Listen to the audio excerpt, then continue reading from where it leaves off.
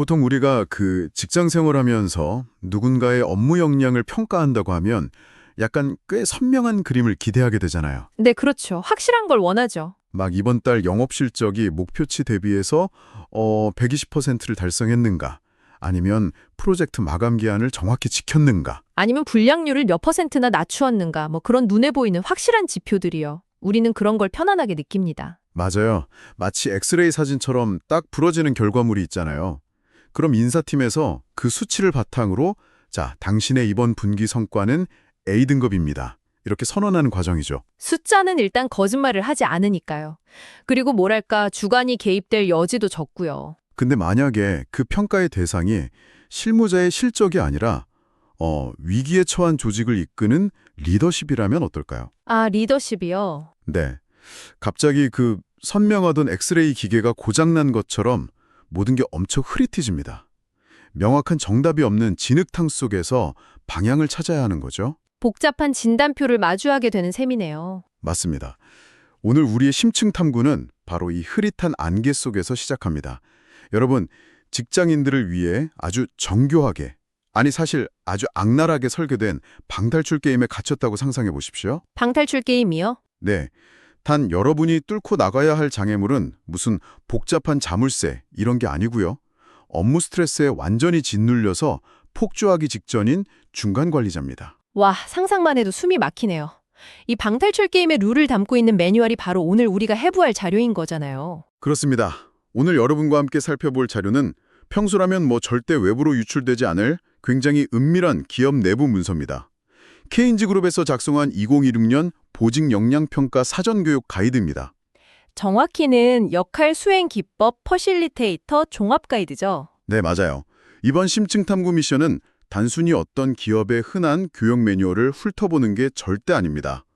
현대 조직은 위기 상황에 처한 리더의 자질을 과연 어떻게 정교하게 평가하는가, 그 비밀을 해독하는 게 목표입니다.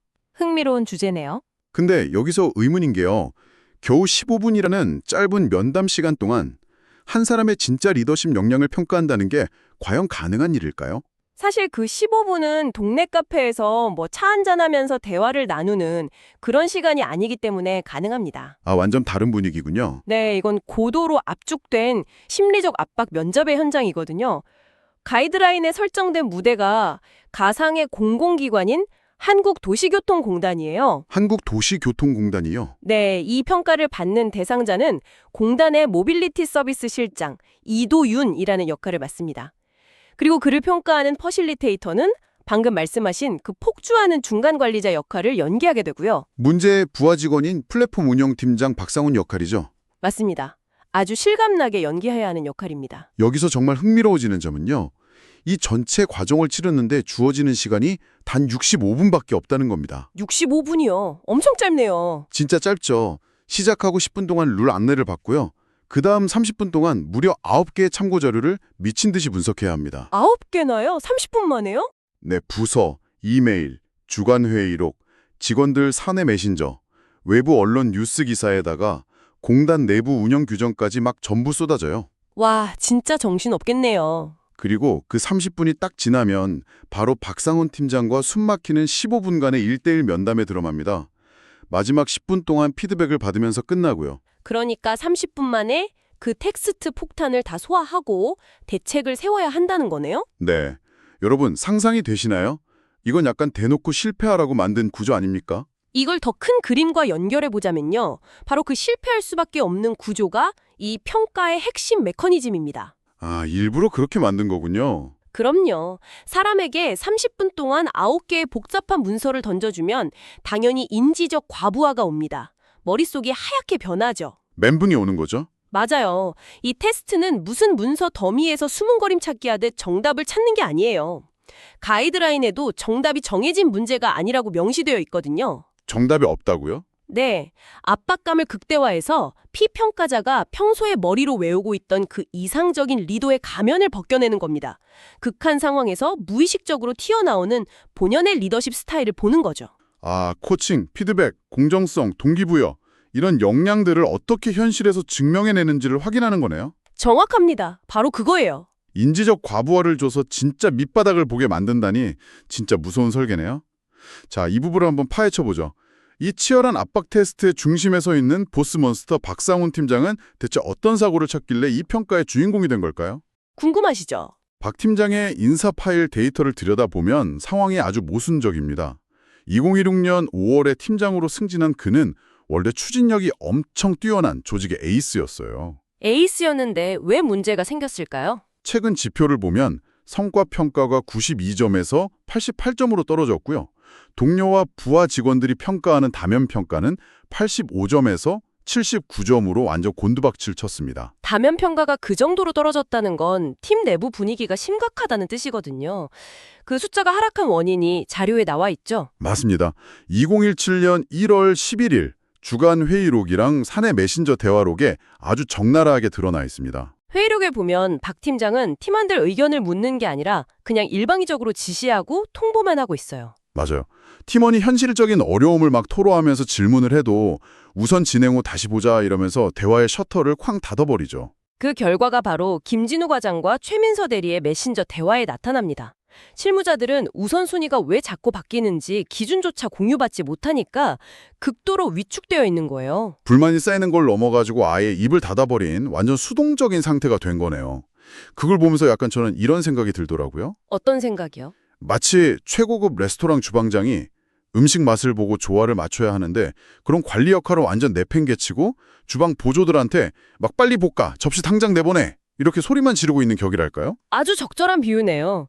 그 상태가 계속되면 결국 음식 퀄리티는 무너지고 손님은 다 끊기겠죠. 속도에만 집착하느라 본질이 박살나고 있는 거네요. 네, 속도와 실행력에만 몰두하다가 업무의 품질과 팀워크라는 제일 중요한 게 무너지는 겁니다. 근데 여기서 제가 이 상황에 완전히 몰입하다 보니까 약간 반골 기질이 발동하네요. 박 팀장 입장에서 한번 반론을 좀 제기해 보겠습니다. 오, 좋습니다. 한번 들어볼까요? 문서를 보면 박 팀장 업무량이 진짜 말도 안 되게 살인적이에요. 통합 플랫폼 관리도 해야죠. 시민 참여 시범 사업도 챙겨야죠. 대외 민원 방어까지 막 쏟아집니다. 업무가 폭포수처럼 쏟아지는 상황이긴 하죠. 팀장 된 이후에 그 압박감이랑 책임감이 상상을 초월할 텐데요. 배가 당장 가라앉게 생겼는데 선원들 모아놓고 자, 우리의 비전은 무엇일까? 이렇게 토론하는 게 맞습니까? 당장 물부터 퍼내야 한다는 거군요. 그쵸. 설명은 나중이고 일단 실행부터 해. 이렇게 외친 건 사실 팀 전체가 안 무너지려고 선택한 어떤 눈물겨운 생존 전략 아니었을까요? 너무 꽉 막힌 불통상사라고 몰아붙이는 건 좀 억울할 것 같아요. 그게 바로 평가자가 빠지기 쉬운 아주 전형적인 함정입니다. 이 매뉴얼이 박 팀장을 단순한 악당으로 그리지 않는 이유가 바로 거기에 있어요. 악당이 아니라고요? 네, 박 팀장은 무능하거나 악의적인 사람이 아닙니다. 그는 그냥 과거에 혼자서 모든 일을 완벽하게 처리해내던 그 에이스 시절의 실무자 마인드에 아직 갇혀있는 거예요. 아, 실무자 마인드요? 극도의 스트레스가 주어지니까 관리자로서 맥락을 설명하고 권한을 위임하는 대신에 자기가 가장 잘하던 방식, 즉 본인이 통제하고 몰아붙이는 그 원초적 방식으로 퇴행해버린 거죠. 자기는 회사를 위해 희생한다고 생각하겠네요. 그렇죠. 본인은 헌신한다고 믿지만 그 개인 플레이가 조직 전체 프로세스를 망가뜨리고 있는 겁니다. 아, 실무자로서의 그 유능함이 오히려 관리자로서의 무능함을 불러온 거군요. 여러분 직장에서 이런 상사 정말 흔하게 보지 않습니까? 일은 혼자 다 끌어안고 야근하면서 팀원들은 바보 취급하는 그런 상황 진짜 많죠. 네. 근데 단순히 뭐 팀 내 소통 부족 문제라면 그냥 흔한 감기 같은 걸로 치부할 수도 있잖아요. 진짜 치명적인 문제는 그 효율성을 핑계로 조직이 절대 넘어서는 안 될 선, 바로 공정성의 선을 넘기 시작할 때 터집니다. 맞습니다. 가이드라인은 이 부분에서 두 가지의 거대한 지뢰를 매설해 두었죠. 첫 번째, 공정성 위기가 바로 시민체험단 의혹입니다. 그 대외소통팀 김나영이 보낸 이메일이랑 메트로뉴스의 2027년 1월 29일 기사를 보면 상황이 꽤 심각하더라고요. 공단이 진행한 체험단 선정 과정에서 취약계층이 의도적으로 소외되었다는 외부 공격이 들어온 거잖아요. 네, 면담에 들어가면 박 팀장은 분명히 이렇게 방어할 겁니다. 실장님 특혜라니요. 저는 절차 다 지켰고 기한 내 빨리 하려다 보니 그렇게 된 겁니다. 라고요. 100% 그렇게 변명하겠죠. 하지만 자료 중에 시민참여 시범사업 운영관리 지침 제5조를 보면 명백하게 공정성, 대표성, 접근성을 고려해서 대상자를 선정해야 한다고 못 박혀 있거든요. 박 팀장은 그 절차적 형식, 즉 공개 모집을 했다는 껍데기만 남겨둔 겁니다. 그 규정이 존재하는 진짜 목적을 훼손해버린 거죠. 다양한 시민 참여 보장보다 본인의 효율성을 더 중요하게 생각한 거네요. 네, 불편하고 시간이 걸리는 과정을 그냥 은근슬쩍 생략해버린 겁니다. 그리고 두 번째 위기는 뭐 변명의 여지가 없는 완전 스모킹건입니다. 플랫폼 시스템 처리 내역 자료 7번이랑 8번 말이죠. 그게 제일 결정적인 문제죠. 이지연 다류가 시스템에 문제 생겼다고 일반 장애나 중대 장애로 보고를 올리잖아요. 민원이 80건 이상 폭주한 심각한 사안도 있었고요. 근데 박 팀장이 어떻게 했죠? 그걸 자기 권한으로 전부 일시지연이라는 가장 낮은 단계로 하향 조작을 해버립니다. 아, 임의로 낮춰버린 거군요. 네, 이건 공단 운영기준 제4조 제3항 담당자 판단만으로 분류 수준을 임의 조정하여서는 아니 된다는 룰을 정면으로 위반한 겁니다. 여기서 정말 묻고 싶습니다. 네, 말씀하시죠. 여러분이 이도윤 실장이라면 이 15분 면담에서 어떻게 하시겠어요? 저라면 서류 책상에 콱 내려치면서 박 팀장, 당신 제정신이야? 당장 징계위원회 회부 감이야! 이렇게 소리칠 것 같거든요. 속은 시원하겠네요. 네, 근데 왜 이렇게 명확하게 잘못을 짚어내는데도 가이드라인에서는 이런 행동에 최하점을 주는 겁니까? 이건 우리에게 중요한 질문을 던져줍니다. 리더십 평가의 목적은 범인을 색출해서 신문조서를 쓰는 게 아니기 때문이에요. 신문조서가 아니다. 방금 말씀하신 것처럼 증거 들이밀면서 윽박지르면 당장 그 15분 안에는 박 팀장을 굴복시킬 수 있겠죠. 네, 잘못했습니다. 이 소리는 들을 겁니다. 그럼 된 거 아닌가요? 그건 하수 중에 하수라는 거죠. 이 평가에서 요구하는 공정성은 규정 위반한 직원을 혼내는 그 수준이 아닙니다. 이 면담의 진짜 목적은 관리 책임이라는 더 높은 차원을 묻는 거예요. 관리 책임이요? 네. 개별 사건의 팩트체크를 넘어서 당신이 팀장으로서 어떤 기준을 세우고 구성원들에게 그걸 얼마나 일관되고 투명하게 적용하고 있느냐, 이걸 묻는 겁니다. 잠깐만요.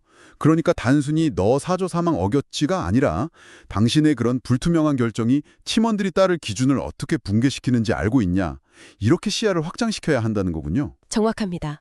박 팀장이 그렇게 무리수를 두게 된 근본 원인은 결국 조직이 부여한 성과 압박 때문이잖아요. 성과를 내려고 원칙을 구부린 거네요. 그렇죠. 이 상황에서 진정한 리더라면 무조건 원리 원칙대로 중대장애로 올려서 조직 마비시켜라, 이런 비현실적인 지시를 내리지 않습니다. 그럼 어떻게 해야 하나요? 분류 기준이 현실과 안 맞으면 팀원들이랑 논의해서 명확한 가이드라인을 세워라.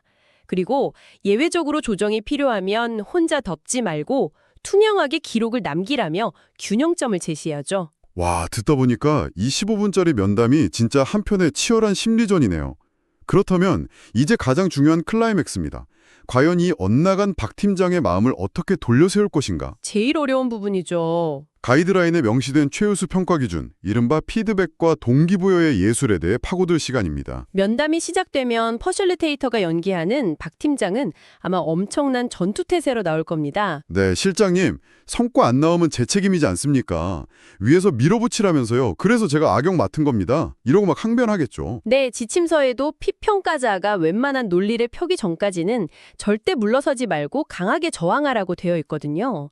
결국 그 저항의 벽을 허물고 동기를 부여하는 게 핵심입니다. 제가 그 가이드라인에 있는 동기부여 예시를 보고 막 진짜 감탄을 했어요.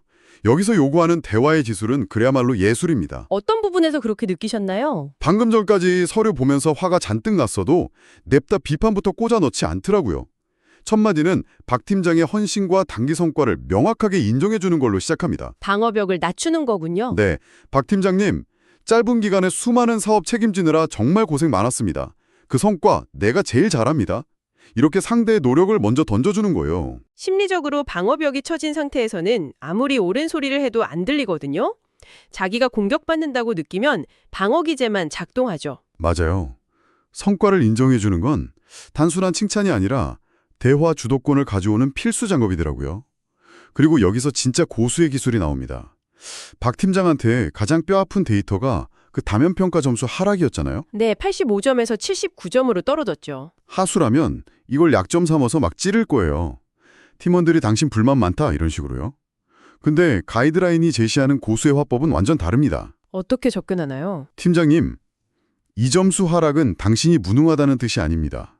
지금 혼자 짊어지고 달리는 그 운영 방식을 이제 살짝 조정해야 할 때가 왔다는 조직의 신호입니다. 이렇게 말하더라고요. 와, 그건 진짜 훌륭한 프레이밍 전환이네요. 여러분 이게 얼마나 대단합니까? 비난과 위협을 순식간에 성장의 기회로 바꿔버리는 거예요. 근데 거기서 멈추면 절반의 성범일 뿐입니다. 가이드라인 행동 지표를 보면 감정적인 위로에서 끝나는 걸 되게 경계해요. 아, 위로만 하면 안 되나요? 감정의 문을 열었으면 그 다음엔 반드시 구체적인 행동 변화를 설계해야 합니다. 아, 그러니까 우리 앞으로 소통 좀 잘합시다. 화이팅! 이러고 끝나는 건 의미가 없다는 거죠. 전혀 없습니다. 추상적인 다짐은 문 나서는 순간 다 사라져요. 우수한 코칭은 당장 내일 출근해서 할 수 있는 구체적 솔루션을 주는 겁니다. 예를 들면 어떤 게 있을까요? 팀장님, 앞으로 우선순위 바뀌면 사내 메신저에 단 3줄이라도 좋으니까 이유를 남겨주세요 라던가 이번 주 회의부터는 딱 5분만 팀원들 애로사항 듣는 시간을 배정합시다. 이렇게 행동을 잘게 쪼개는 거죠. 와, 진짜 실질적이네요. 그리고 마지막 약속이 활용점정입니다. 오늘 이야기한 거 한 달 뒤에 커피 한잔 하면서 꼭 다시 점검해 봅시다. 이러면서 후속 조치까지 챙겨야 합니다. 이게 방탈출 게임이라고 표현했지만 사실 한 사람을 살려내는 구조 작업이었네요. 팩트 앞에서는 엄격해야 하지만 부하 직원의 현실에는 뜨겁게 공감해줘야 하잖아요. 네, 원칙과 현실 그 사이에서 균형점을 찾아주는 게 진짜 리더죠. 상사가 일방적으로 정답을 떠먹여주는 게 아니라 스스로 내 방식을 바꿔야겠구나 이렇게 납득하게 만드는 과정, 이게 바로 진정한 리더의 모습인 것 같습니다. 오늘 우리가 분석한 이 가이드는 현대 조직이 리더의 무게를 어떻게 규정하는지 투명하게 보여집니다. 직급이 올라간다는 건 단순히 명령을 내리는 게 아니라는 거죠. 네, 맥락 파악하고 기준 세우고 구성원 동기를 끌어올리는 일이니까요. 이건 매뉴얼을 외운다고 되는 게 아니라 고도로 체화된 공감의 예술이라는 걸 다시 한번 느낍니다. 그래서 이 모든 게 대체 무슨 의미일까요? 여러분, 오늘 여러분의 일터를 가만히 돌아보시기 바랍니다. 혹시 끝없는 업무 압박에 쫓겨서 과정은 싹둑 자르고 독단적인 결정을 내리고 있지는 않습니까? 아니면 그런 박상훈 팀장 같은 상사 아래에서 방향을 잃고 위축되어 계실 수도 있죠. 우리는 종종 효율성이라는 이름표를 달고 아주 기본적인 소통의 로를 생략해버립니다. 이번 심층 탐구가 직장의 현실을 좀 더 높은 층 위에서 바라보는 통찰의 시간이 되었길 바랍니다. 네, 정말 많은 걸 생각하게 하네요. 마지막으로 여러분께 도발적인 질문 하나 던지면서 마무리할까 합니다. 이 과대 속 박 팀장은 공감에는 처참히 서툴렀지만 목표를 향해 달려가는 효율성만큼은 압도적이었습니다. 기계처럼 일했죠, 아주. 자, 만약 가까운 미래에 이 자리를 AI가 대신하게 된다면 어떨까요? AI 관리자는 모든 룰을 0.1초 오차도 없이 공정하게 지키면서 동시에 부하 직원의 미묘한 감정과 피로도까지 완벽하게 코칭할 수 있을까요? 글쎄요. 아니면 오로지 데이터와 절차에만 집적해서 인간만이 할 수 있는 비논리적인 동기부여에는 처참하게 실패해버릴까요? 오늘 퇴근길에 한번 상상해 보시기 바랍니다.